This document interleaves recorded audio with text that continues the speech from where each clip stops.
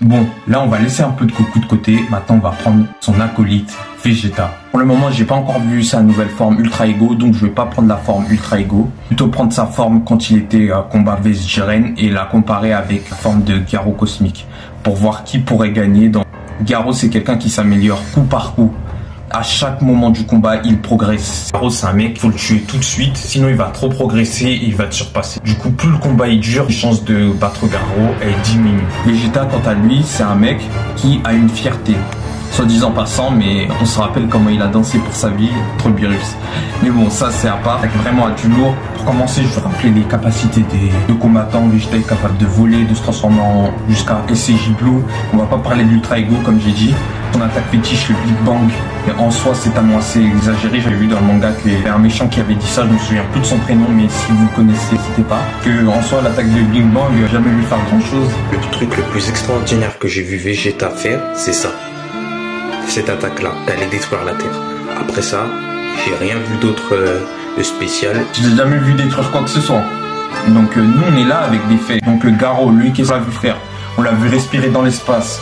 On l'a vu aller jusqu'à Jupiter avec Saitama, ultra rapide. En termes de force, il a détruit la scolopendre. Il a fait égalité avec Saitama à un moment.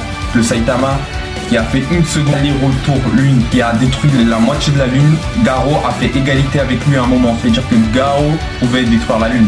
Parce que juste avec un petit saut, Saitama a détruit une grosse partie de la lune. Bah, avec une pêche, il te one-shot la lune. En termes de vitesse, moi je vois Garo vainqueur de ce combat.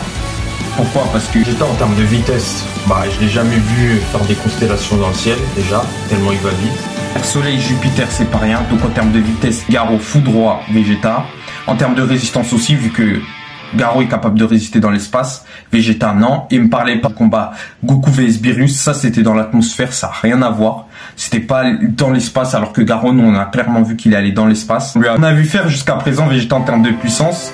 Je l'ai jamais rien vu. Moi je l'ai juste vu détruire des montagnes. J'ai jamais. Est-ce que vous avez déjà vu Vegeta détruire une planète? Vous allez me sortir l'épisode quand il était petit, il avait détruit une planète avec deux toits avec Nappa. Bon, ça c'est un peu bizarre, ça reste une incohérence parce que pourquoi là il est pas capable de faire plus? Donc Vegeta, sa courbe de progression elle est un peu bizarre, tu vois. Garo Cosmique foudroie Vegeta.